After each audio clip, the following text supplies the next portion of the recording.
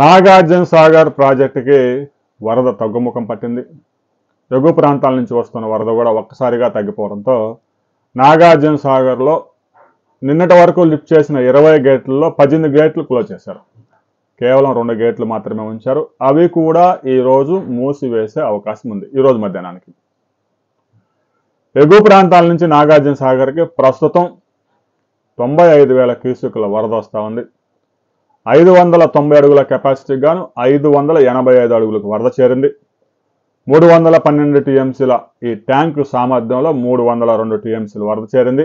ఇంకా ఒక 10 టీఎంసీల వరకు నిల్వ చేసే అవకాశం ఉంది. ఎగువ ప్రాంతాల నుంచి వస్తున్న వరద మొత్తాన్ని వడిసిపెడితే 24 అవర్స్లో 310 టీఎంసీలు చేరే అవకాశం ఉంటుంది. అయితే ప్రస్తుతానికైతే ఒక 2 గేట్లు ఎత్తి ఒక 75,000 క్యూసెక్కుల దాకా పులిచింతలకు రిలీజ్ చేశారు. ఎడమ కుడి కాలువలకు దాదాపుగా 16,000 క్యూసెక్కుల పైగా వరదను రిలీజ్ చేశారు. విద్యుత్ ఉత్పత్తి ద్వారా ఒక 30,000 క్యూసెక్కులు పులిచింత ప్రాజెక్టుకు వస్తూ ఉంది. ఇక మాధవరెడ్డి లిఫ్ట్ ఇరిగేషన్ ద్వారా కూడా 1850 క్యూసెక్కులు లిఫ్ట్ చేస్తూ ఉన్నారు. నాగార్జున సాగర్ కూడా పూర్తి స్థాయిలో నిండిపోయింది. అయితే ఆ 2 గేట్లు కూడా ఈరోజు క్లోజ్ చేసే అవకాశాలు ఉన్నాయి. ఇక నాగార్జున సాగర్లో 2 పంటలకే రైతు సోదరులకు ఎలాంటి ఇబ్బంది లేదు.